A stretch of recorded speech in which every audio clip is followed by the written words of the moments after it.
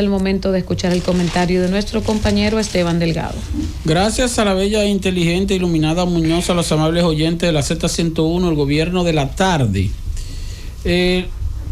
Fíjense, aquí cuando se aprobó el sistema dominicano de seguridad social, que se estableció un régimen de pensiones de capitalización individual para los empleados formales, tanto privados como estatales. Pero no todos los estatales entraron allí, sino que varias instituciones se aseguraron de reservarse planes de pensiones aparte, independientes del régimen de la Ley de Seguridad Social 87-01 y por supuesto caracterizados por el antiguo método, o no antiguo, sino por el anterior método de reparto. Y están en esa situación empleados, no todos, de varias instituciones del Estado. Entre ellos los empleados, no todos, y los propios legisladores que fueron los que crearon y aprobaron la Ley de Seguridad Social, que tienen su propio plan de pensiones aparte, independiente, autónomo, mediante el sistema de reparto.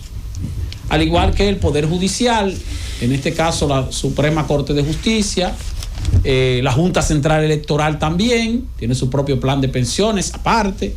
Hay instituciones también que tienen su propio plan de pensiones aparte, como el Banco de Reservas, el Banco Central, la Universidad Autónoma de Santo Domingo y algunos sectores profesionales que sirven al Estado, como son, por ejemplo, los maestros, que tienen un plan de pensiones bastante bien robusto aparte y lo administran ellos. Y tienen también los médicos su propio plan de pensiones independiente, que es regido por el Estado a través del Ministerio de Hacienda, de la Dirección de Pensiones y Jubilaciones, pero que tienen una serie de derechos adquiridos que superan por mucho los derechos que establece la propia ley 379, que es la ley que tiene que ver con las pensiones del Estado. Hay otras instituciones, por ejemplo, los militares también tienen su régimen de pensiones aparte. La UAS ya la mencioné. Ahora, ¿qué pasa con esas instituciones? Que yo digo, bueno, mira, tienen un sistema de reparto, ¿por qué no se pone el sistema de reparto a todos los empleados públicos y privados? No, porque es que el sistema de reparto hay que subsidiarlo. Y usted dirá, entonces el Estado tiene que subsidiar el sistema de reparto de todos los empleados o de los empleados que tienen sistemas de pensiones independientes. Porque son empleados del Estado, sí, son empleados del Estado, pero la mayoría de estas instituciones son instituciones autónomas y descentralizadas y tienen autonomía administrativa y autonomía económica. ¿Qué es autonomía económica? Que reciben un presupuesto del gobierno todos los años. Entonces, esa asignación presupuestaria, en teoría, voy a decir en teoría para no ser muy categórico, cada institución de esas autónomas con autonomía administrativa y económica administra ese dinero como considere, porque tiene autonomía económica administrativa. Entonces, una institución, por ejemplo, como el Congreso Nacional recibe un presupuesto, el Senado y la Cámara de Diputados, entre los dos, como 7,000 millones de pesos, 8,000 millones de pesos. 3,000 millones o 2,000 y pico de millones, 3,000 millones para los senadores y creo que 6,000 millones para la Cámara de Diputados. Entonces, si la Cámara de Diputados o el Senado, por ejemplo el caso del barrilito, reparte dinero o no reparte dinero para los legisladores, como quiera que sea, la asignación presupuestaria que recibe del Poder Ejecutivo es la misma.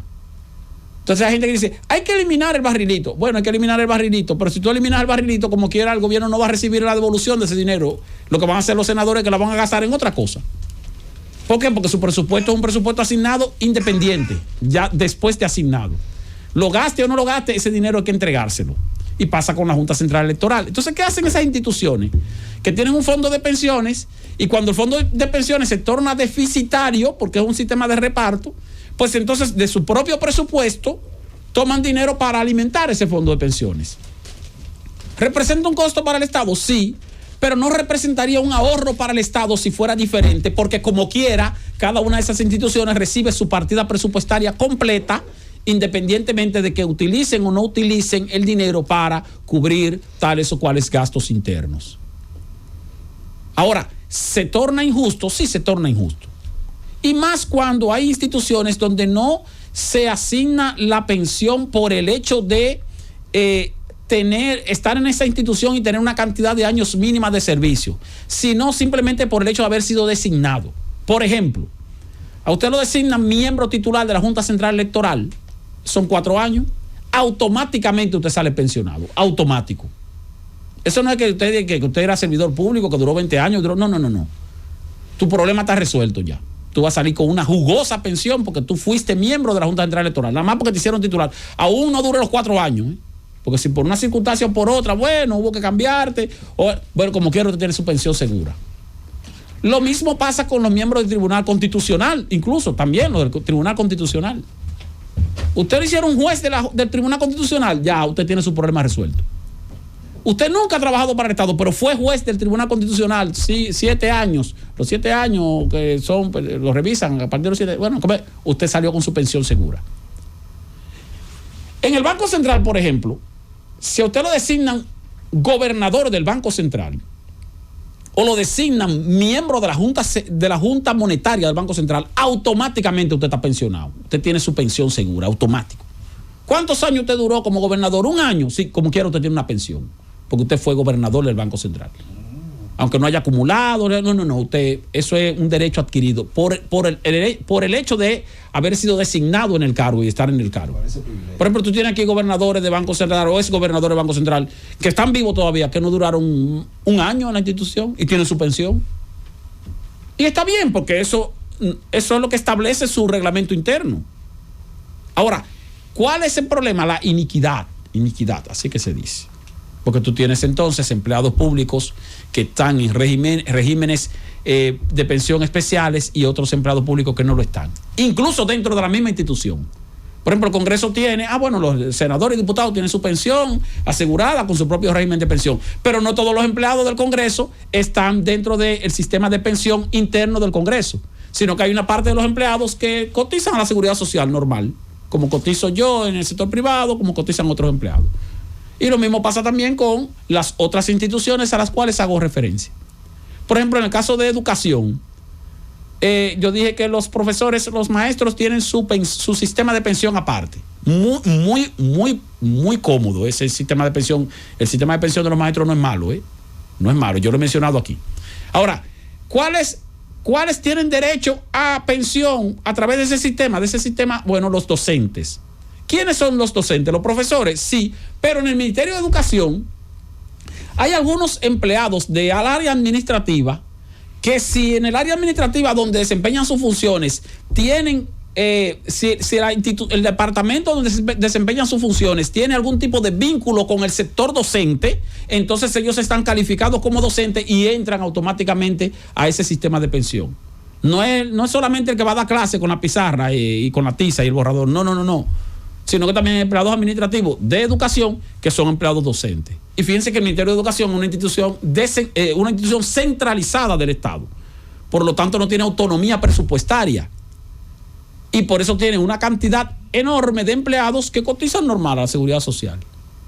Pero tiene otra cantidad de empleados que tienen la condición de docentes, aunque no sean profesores, y entonces tienen un régimen de pensiones aparte, diferente, distinto.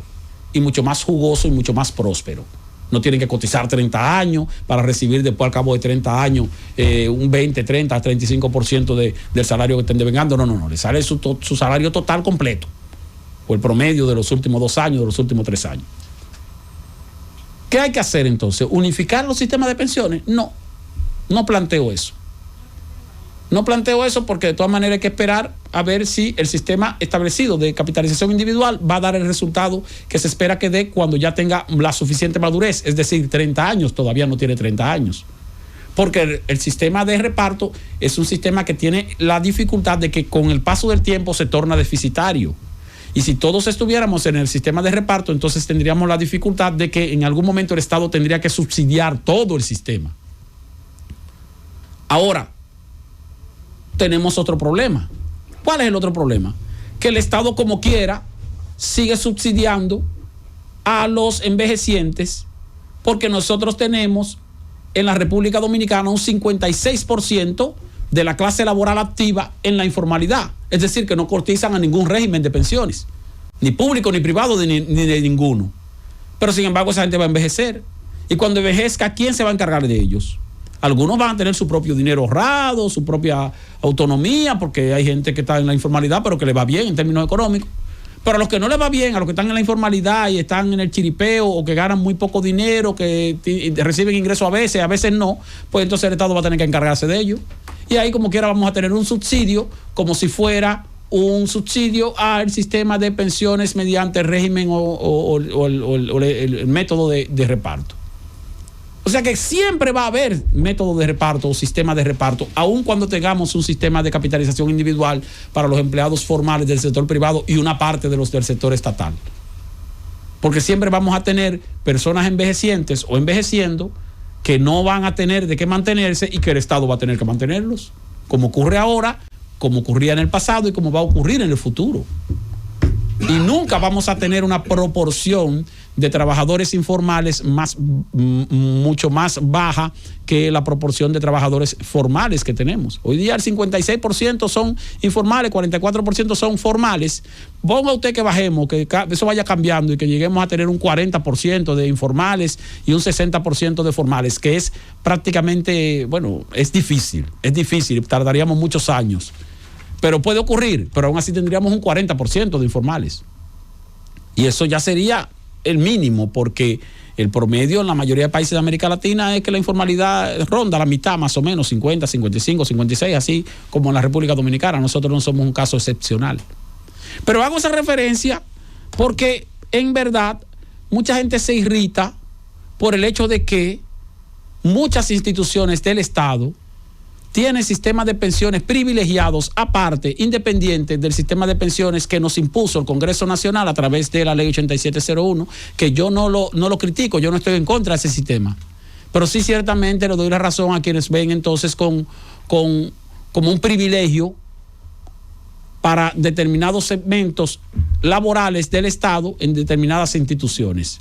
Principalmente en el Congreso Nacional, porque esos congresistas fueron los que crearon la ley con un sistema del cual dijeron sí, pero el sistema es para el pueblo, no para nosotros. Nosotros como quiera vamos a legislar para nuestra conveniencia con otro sistema más privilegiado, más cómodo, más beneficioso, lo cual es una injusticia. Francis.